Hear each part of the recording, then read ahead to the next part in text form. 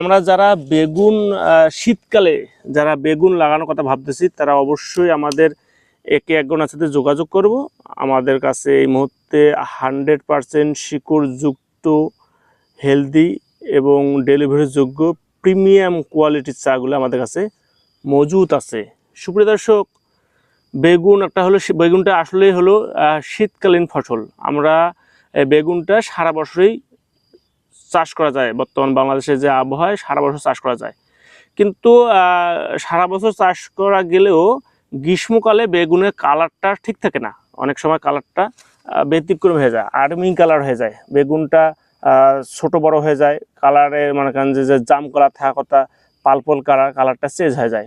অনেকে মনে করে যে ভাই বেগুনের তোমার কালার চেঞ্জ হয়ে যাচ্ছে, কেন এরকম হলো? সুপ্রিয় দর্শক, আমি বলে থাকি যে বেগুনটা আসলে মূলত হলো এই সময়ে চাষাবাদের জন্য, এই সময় রোপণ করলে শীতের সময় বেগুনটা আসবে। বেগুনটা আসলে শীতের জন্য উপযুক্ত।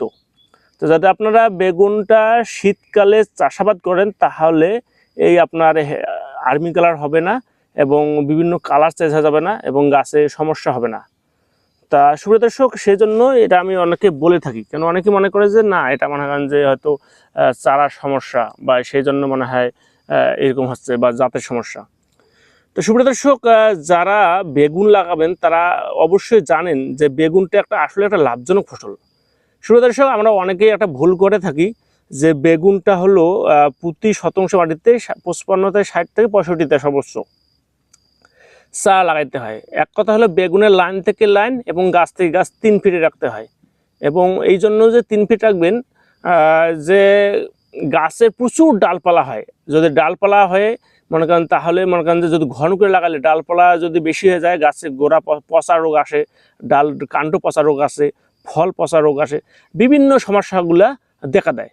তো সুপ্রিয় দর্শক, আমরা অবশ্যই বেড আকৃতিতে এবং মালচিং দিয়ে সুপ্রিয় দর্শক যদি বেগুন চাষাবাদ করা যায় তাহলে আরও একটা বড় একটা লাভের সম্মুখীন থাকে। উৎপাদনের ক্ষেত্রে 25 থেকে 30% ফলন বৃদ্ধি পাবে এবং খরচের দিক থেকে 25 থেকে 30% খরচ কমে যাবে। এই জন্য যে সুপ্রিয় দর্শক, বেগুনে আপনার মনে করেন যে চাষাবাদে প্রচুর জমিতে আগাছা হয়, আগাছা নিড়ানির ক্ষেত্রে তাহলে আপনারা অনেকটা এখান থেকে সেক্রিফাইস হয়ে যাবে, খরচটা অনেকটা কমে যাবে এবং বারবার নিড়ানি না দেওয়ার কারণে জমি গাছের গোড়াটাও ঠিক থাকবে এবং সারের যে ব্যবস্থাপনাটা, সারের যে ঘাটতিটা ঠিক থাকবে। তো সুপ্রিয় দর্শক, আমি সবসময় একটা কথা বলে থাকি যে আমরা অনেকে একটা যে ভুল করে থাকি, জমিতে হিউজ আকারে লিটার ইউজ করা। সুপ্রিয় দর্শক, অবশ্যই আপনার সবজির ক্ষেত্রে এরকম লিটার ইউজ করা যাবে না। যদি লিটার ইউজ করে গেলে গাছের যখন ফল আসবে সেই সময় আপনার অনেকটা মরা রোগটা চলে আসে, ঢলা পড়া।